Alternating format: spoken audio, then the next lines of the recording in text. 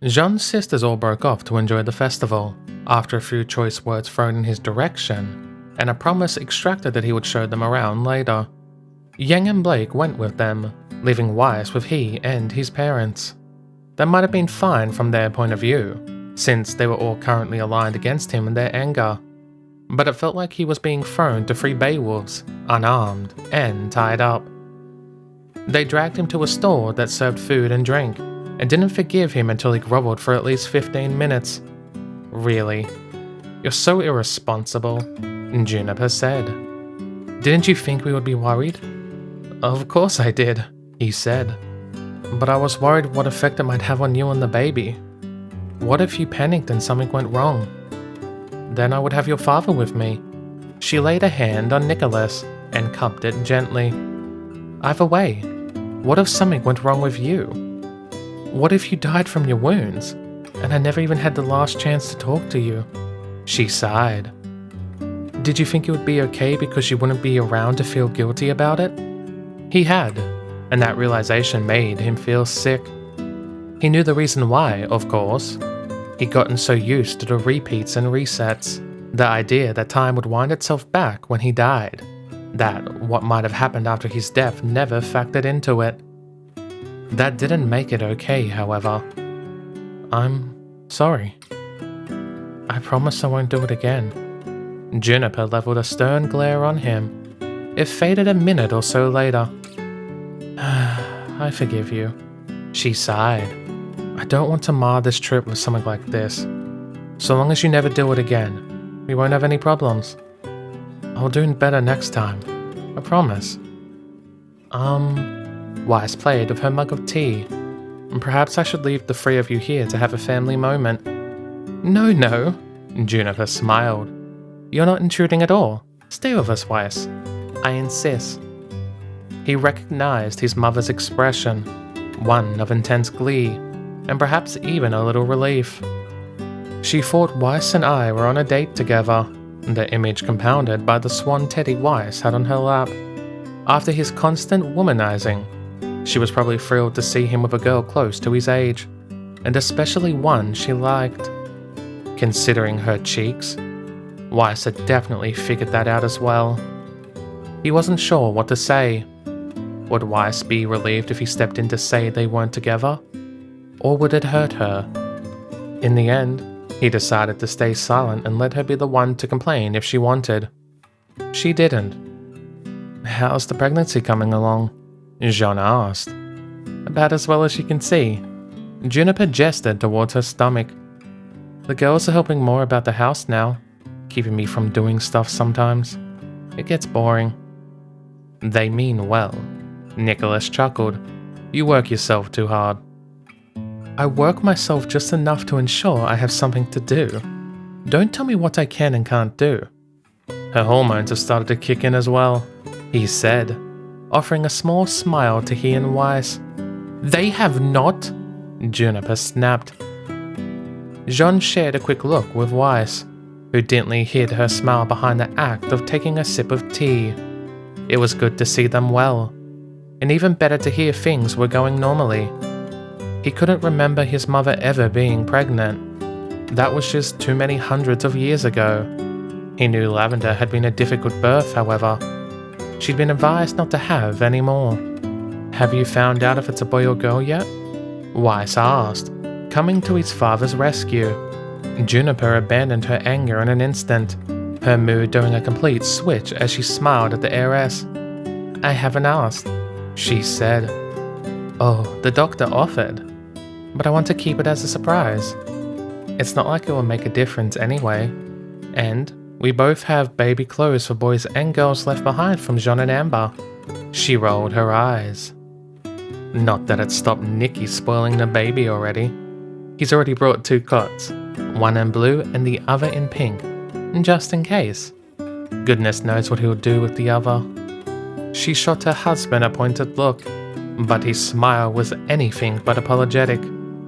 Maybe it'll be twins, Weiss offered. It's just the one, trust me. After giving birth to twins twice, I can tell the difference. I can feel the baby kick, and there isn't enough movement in there for more. Juniper smiled at Weiss. Would you like to feel it, dear? Weiss hesitated. She bit her lip, clearly uncertain whether it would be rude, childish, or somehow not befitting of a schnee. Her eyes shone, however. Can I? Of course, dear. Juniper shifted her seat around so that her stomach wasn't beneath the counter. Come on, give me your hand. I'll show you where to feel. Weiss looked a little nervous and looked to him for help. He knew what she wanted immediately and stood up as well. Now with him in tow, she felt a little more confident and moved over to kneel by his mother. Juniper smiled and took her hand, shifting it under her overlarge top and placing it against her stomach. Just wait a second, she whispered. He or she is quite active. I blame Nikki for that. Among other things, Nicholas joked. Jaune blinked when Juniper reached out to snag his hand. She smiled and brought it to her stomach, resting it against Weiss's. There was something strangely intimate about the gesture. He fixed a look on his mother, one that clearly said she shouldn't try to interfere. Her return look was anything but apologetic. Ah! Weiss gasped. I felt it move. She looked up, not at Juniper, but at him. Did you feel it? She asked, voice light and airy. I felt it move. I didn't. Here. She sighed, taking his hand in hers and moving it where hers once lay. She kept her hand atop his, pushing it against the skin. He didn't miss the pleased look on Juniper's face, but his thoughts were wiped away entirely as he felt something akin to a bump. His mind froze. Was that? It happened again. Soft. Almost impossibly so. But it was a definite twitch of movement against his palm. I felt it, he whispered. His voice was hoarse. Isn't it amazing? Weiss asked. It was. His eyes fell to his hand, to Weiss's hand, and also to his mother's stomach, where his little brother or sister resided. He'd known she was pregnant, of course, but it had never truly hit him before. Not until now. There was a baby there, under the palm of his hand. It was living, growing, and soon to be a thinking human child. Perhaps it even dreamed now. Who knew? It was a life that might never exist in another repeat. Even if his mother and father conceived it, what guarantee was there that it would be the same child? He took a deep breath and felt determination swell inside of him. This was just another reason to make sure this was his last life. That's the story, Yang said. Having explained the current situation to the two girls, Sapphire had been as good as her word and brought Coral along with them to speak, who she claimed could offer the most insight into Jaune's apparent change. Yang would admit to feeling a little awkward around the girl, especially since she supported the idea of Jaune and Weiss getting together, and could easily guess his fiancée would not. She didn't comment on it, however. What do you think? Sapphire asked the other woman. I know he changed, but I figured you'd be the most likely to remember. You paid the most attention after all. Coral adjusted her glasses. She didn't smile, nor did she reach for the drinks Yang had brought for the two of them. I noticed, she simply said. What of it? Didn't you hear Yang's explanation? Blake hissed. We need to know what changed to understand why Jaune is doing these things. Do you? Will an explanation change the fact it's happening, or aid in stopping it from happening again? Coral smiled, though there was no warmth in it. Understanding won't change anything, whether you know the reason or not. It won't stop Jaune from doing what he wants. He's always been like that, even before the change. Yang caught the slip immediately. So there was a change. It would be pointless for me to argue against that. It doesn't mean I have to share the things that I know. Frustration tore at Yang. She could feel it affecting her hair and eyes, but she clamped down on it with an ironclad will. That didn't stop the glare she sent the stupid girl. Why? She growled. Why keep this from us? Because it's none of your business, Coral said easily. I'm all for trying to help him, but I don't see why you need to intrude into our lives for that. Whatever caused this, it's something he went through, not you. So you don't even care if he gets hurt? Blake asked. Coral's face twisted into one that was dangerously calm. I did not say that. No, but your actions might cause it. If we don't know what's making Jaune do this, then we can't. Blake cut off as a hand touched her shoulder. She glared at the offender. Sun Wukong winced, but he turned to Coral with an easy smile once Blake stopped speaking. You really care for Jaune, don't you? He asked. The girl blinked. I do. You love him, huh? Yes. This is not a question. It is from me. Yang thought, and a glance at Blake said her partner felt the same. Sun, however, didn't argue the point, nor did he jump on the chance Yang would have taken. You're not refusing to tell us just to be mean, are you? Sun asked. You have your own reasons. Reasons? What game was Sun playing here? Yang made to interrupt, but Coral replied before she could. That would be unnecessarily petty, she said. I wouldn't waste energy on that. I guess not. He laughed. I think I understand. You're worried he'll be angry if you do, aren't you? Close, Coral said, and the small smile that came out almost blew Yang away. It wasn't happy. Not in the most way people would describe. It had an element of pleasure instead, or maybe relief mixed with an amused happiness. Jaune would be angry, but that doesn't bother me much.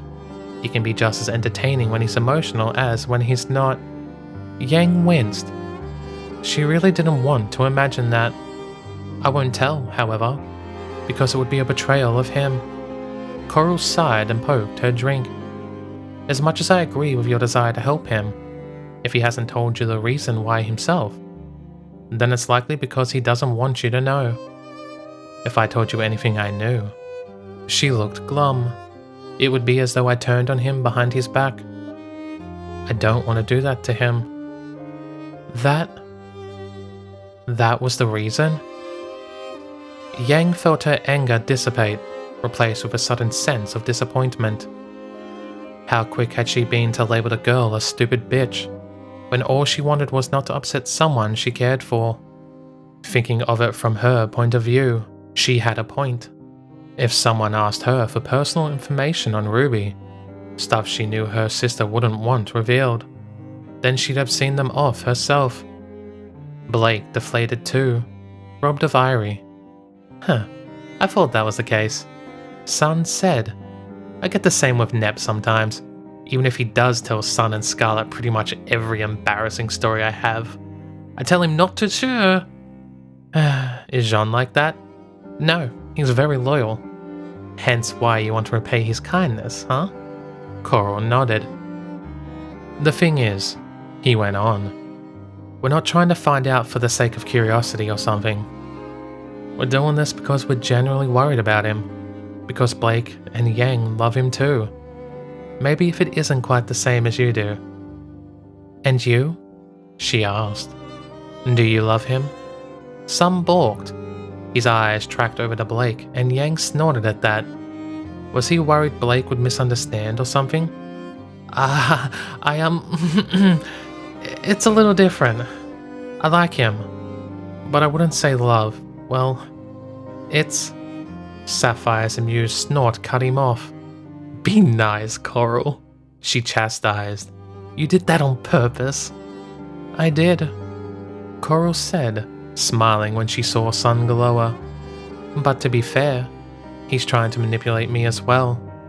He's applying to logic over feelings, trying to bring me round to the idea of betraying Jaune's trust out of a selfish desire to keep him safe, no matter how upset he would be. Sun froze. Yang cursed to herself. Damn it, he was so close. Sun was the only one of them to get the girl to talk, and that was weird enough in itself. But maybe Blake and her messed up because they were too emotionally involved. It all looked for naught now, however. Coral wouldn't fall for a trick she could see a mile coming. Yeah. Sun coughed. I guess I am. Coral smiled. Okay, she said. Go on. Huh? Yang's mouth fell open. I never said I was against the idea. I am a human myself and perfectly selfish. While it would hurt to have him angry at me, and hurt him even more to see the disappointed look in his eyes. She paused, expression glum, but it soon switched to one more determined. Even though all of that, if the danger was enough, I would accept that punishment to keep him alive. In the end, his survival is more important to me than his love. Jeez, Sun whispered. That's pretty intense. That's Coral for you, Sapphire said. She's always been like this. I suppose that's why she and Jaune got on with one another so well, even if it can get really awkward for the rest of us when they get a little too close for our comfort. Yang could well imagine, and she still wasn't sure what to do about that. I have to try and corner her alone sometime and have a word. Ugh. That would have been easier when she still thought the other girl was an asshole.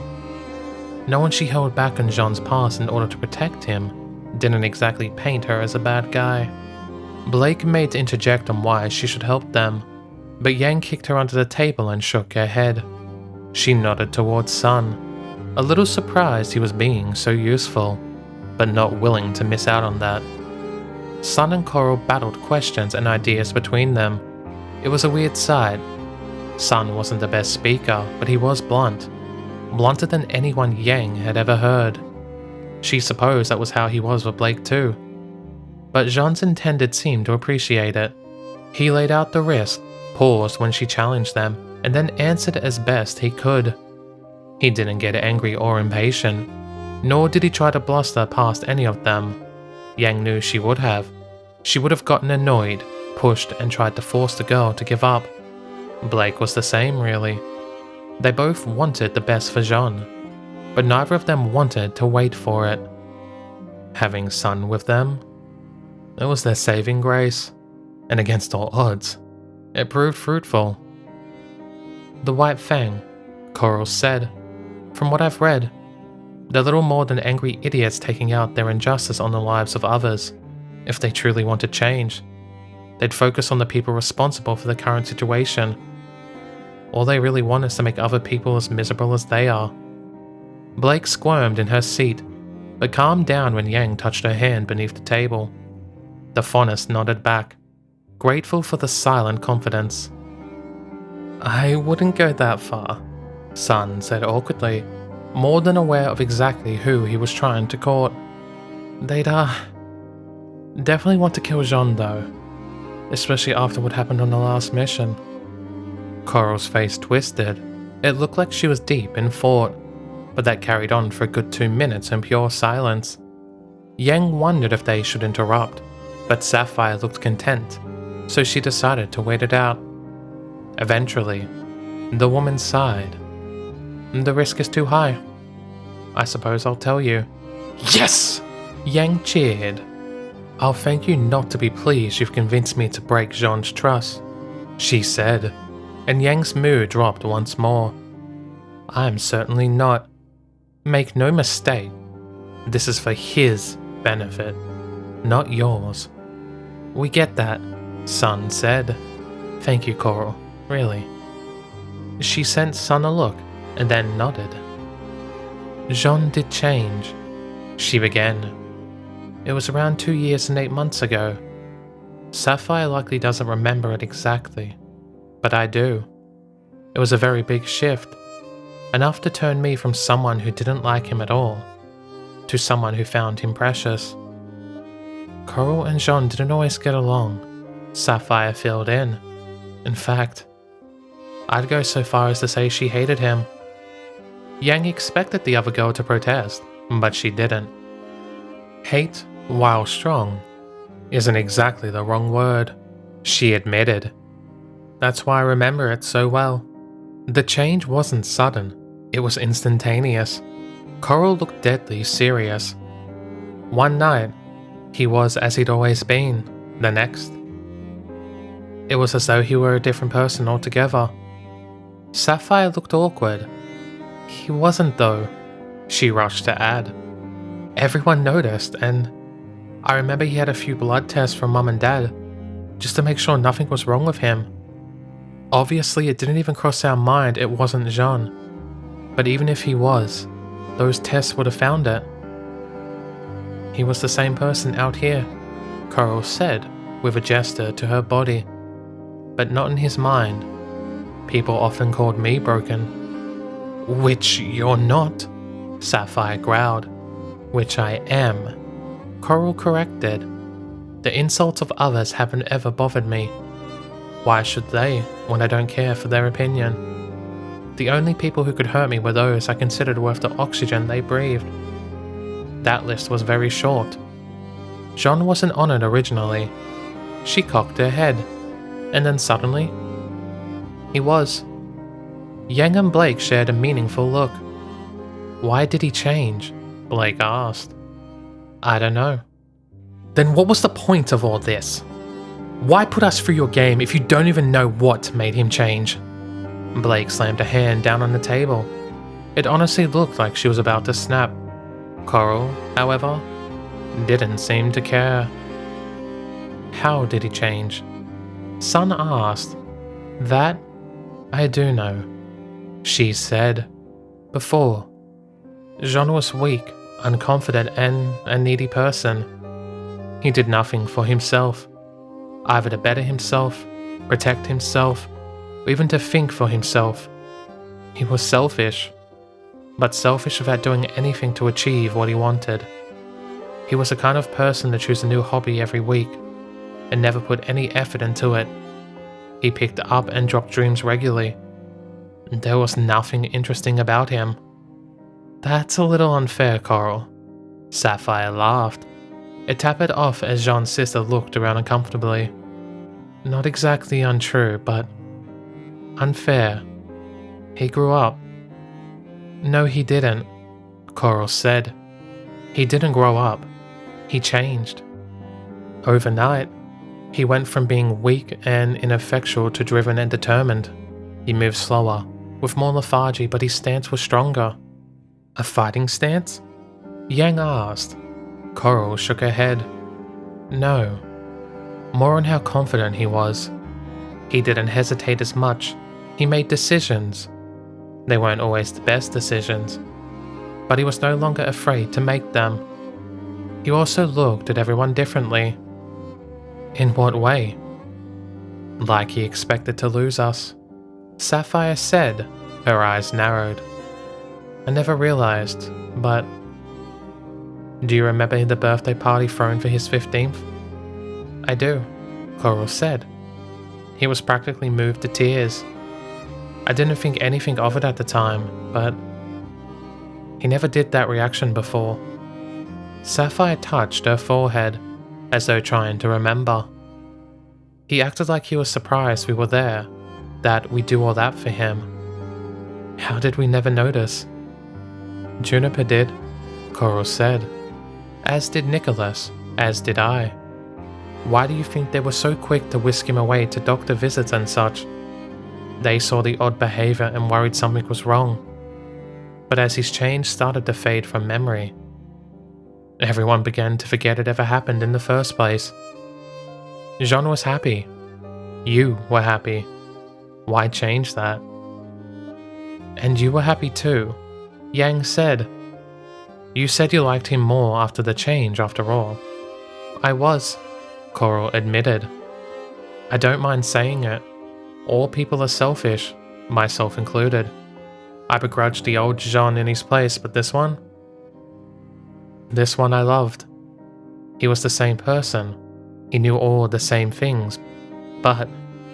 She sighed and looked away, but he understood me. Yang didn't like the feeling in her stomach.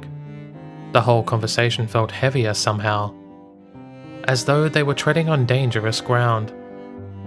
Why did it feel like he suddenly understood you? She asked. Because it felt like he was broken too. Damn it. She knew she wouldn't have liked the answer. It felt like he lost something. Coral went on. But that by losing it, he gained something else. Namely, the ability to understand me. She shrugged. We became closer. He became important to me. Lost something, Blake said. Or someone. Coral shrugged one shoulder. Did he have many friends before he changed? Yang asked. Were there any of them you suddenly didn't see him hang around with anymore? She looked to the two women, but paused when they both looked uncertain. What's wrong? Jaune had friends, Sapphire whispered. Not many, but he had friends like anyone his age would. After the change, though, I don't think I ever thought on it, but I never saw any of them again. He didn't hang around with them, he didn't talk to them. They no longer interest him, Coral said blandly. They couldn't understand him. Because he was broken? Blake asked. Because he was different. People don't like different. It distresses them. Yang knew Blake couldn't argue that, not when it was what the Faunus faced firsthand. Still, Coral's story is as good as what they suspected. Something happened to Jaune when he was younger. Something that scarred him so effectively, his personality did a complete 180. His habits changed. He started to act differently. And if their early suspicions were true, and his mother's, it must have been around the time he started to come down with some form of depression. Like Blake said before, people who suffered from that tended to view their lives as having less worth than other people's. It might explain why he was so willing to risk his own to protect theirs. As for the White Fang, there were still two options remaining. Jaune either risked his life to stop them because he was worried they'd hurt his team, or he did it because of something they'd done to him earlier in his life. The next step was obvious. Thanks, Coral, Yang said. You really helped us out. I do have one question though. Would you answer it? Ask and see. You said you like Jaune because he can understand you, because he feels... Yang hated the word, but used it anyway. Because he feels broken like you. It's a little more complicated than that, but close enough. What is it you wanted to ask? Yang shared a look with Blake and Sun. She figured they'd guessed her question, for they nodded back. She took a deep breath, knowing the question wouldn't be popular with the girl. Would you be against the idea of us trying to help him? Would you be against the idea of us helping him if it made him become unbroken? She expected anger. She expected glares, condemnation, something.